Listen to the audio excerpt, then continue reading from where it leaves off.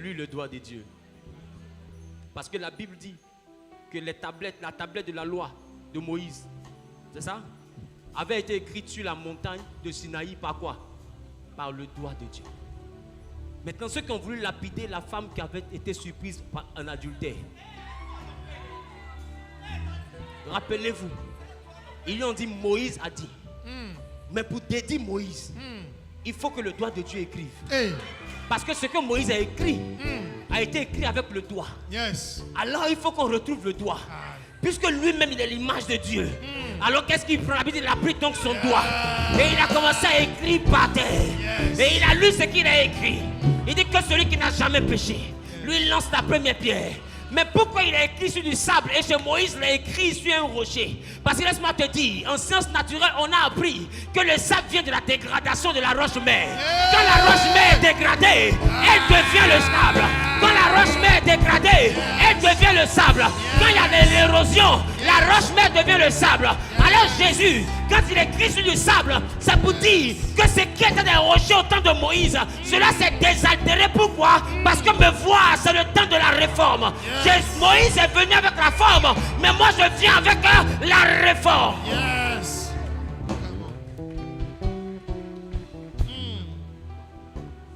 Il a écrit sur du sable pour dire que maintenant c'est un nouveau départ.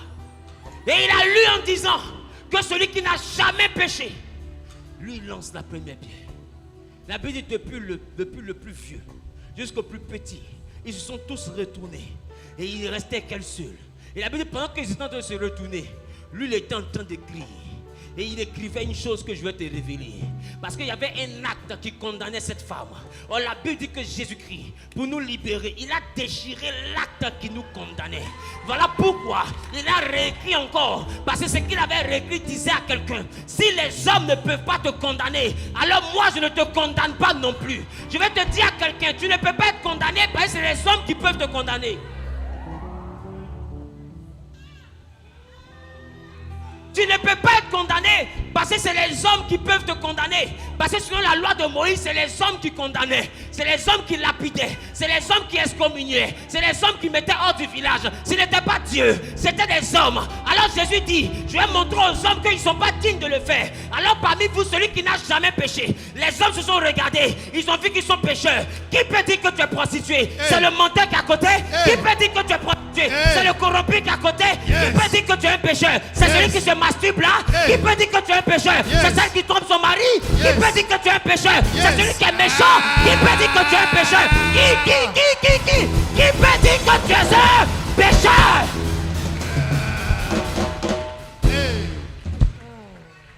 Qui? Et aujourd'hui nous voyons des hommes chercher à condamner d'autres hommes pour avoir péché différemment. Quelle honte! Parce que c'est Moïse qui a dit, mais Jésus a redit. Moïse a dit que vous pouvez nous lapider. Mais Jésus a dit, tu me lapides seulement que si toi tu n'as jamais rien fait. Oh, la Bible dit, car tous ont péché. Tous ont péché. Si tous ont péché, qui me lapide? Regarde ton voisin, donc qui te lapide? Dis qui te lapide. Et c'est la raison pour laquelle, comme personne ne peut lapider personne, Jésus a regardé quelqu'un qui avait un couteau. Et puis lui a dit, tu es Pierre. Et sur cette pierre, je bâtirai mon église. Un homme de Dieu allait répondre, mais il a un couteau. Comment il peut avoir un couteau et puis il est Pierre? Jésus dit, écoute-moi bien. Tu ne peux pas le juger. Parce que, écoute-moi bien, tous ont péché. Lui, il a couteau, mais toi, tu as le mensonge. Lui, il a couteau, mais toi, tu as l'aigreur. Lui, il a couteau, mais toi, tu as la méchanceté. Chacun a un couteau caché quelque part. En réalité, tout le monde a son couteau. Même si tu n'as pas couteau de cuisine, tu as coupe-ongle. Même si tu n'as pas coupe-ongle, tu as couteau suisse. Je vais dire à quelqu'un, chacun a son couteau. Et on se promène avec Jésus. Chacun a son couteau. On se promène avec Jésus. Car tous ont.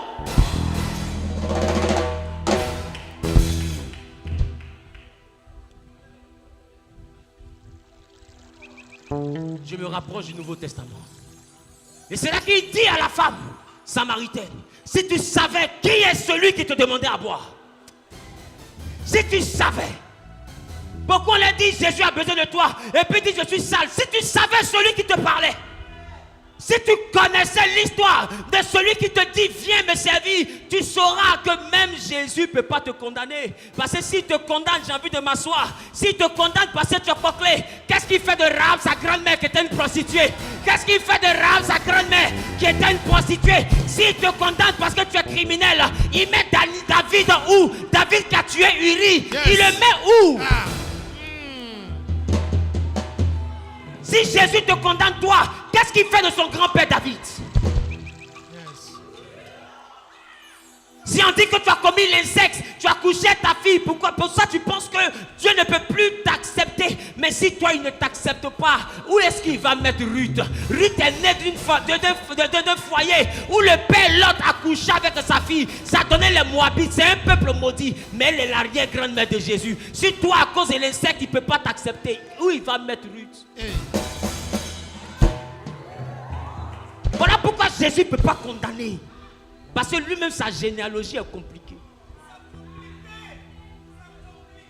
Il ne peut pas te condamner. Parce qu'il n'y a pas quelque chose que toi tu as fait qu'un de ses parents n'a pas encore fait. Si on dit même que tu es idolâtre, qu'est-ce qu'il fait de son arrière-grand-père Salomon? Salomon qui s'est prosterné devant les dieux de ses femmes. Qu'est-ce qu'il fait de Salomon?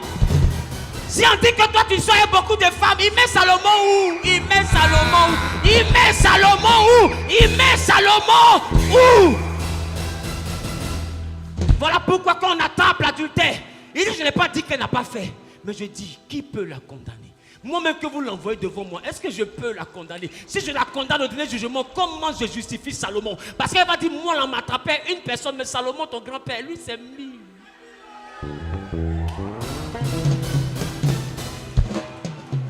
Oh, la charité bien ordonnée commence par soi-même. Jésus, pour nous sauver, il doit sauver ses parents. Oh, dans ses parents, il y a Djandjou. Dans ses parents, il y a criminel. Dans ses parents, il y a idolâtre. Dans ses parents, il y a adultérien. Dans ses parents, il y a menteur. Si nous... Aïe, aïe, aïe, aïe, aïe, aïe, aïe, aïe, aïe, aïe, aïe, aïe, aïe, aïe, aïe.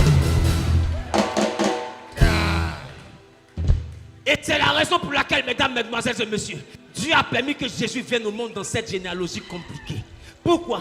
Que Dieu a tant aimé le monde. Parce que si Jésus venait dans une famille où il n'y a rien, le monde était foutu. Parce que qui va nous justifier? Qui sera notre avocat? Jésus a oublié d'être notre avocat. Parce qu'en nous défendant, ce n'est pas nous qui défend. C'est ses parents qui sont en train de défendre. C'est pas aïe aïe aïe. C'est pas nous. Mais quand il défend ses parents, ça nous défend aussi. Parce que ce ne sont pas ses parents seulement qui ont péché. C'est tous. Mon ami, on est dans une situation où si Abraham sort, je sors. Si Jacob sort, je sors. Si Moïse sort, quelqu'un c'est encore assis, ça me dérange. J'ai dit si Moïse sort, je sors. Si Sarah sort, je sors. Et quelqu'un dit tu sors, je sors.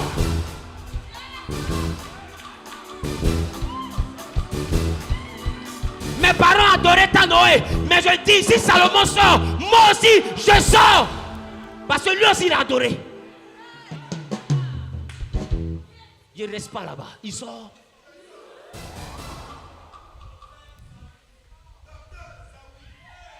Dis-moi à ton voisin, qui est Jésus?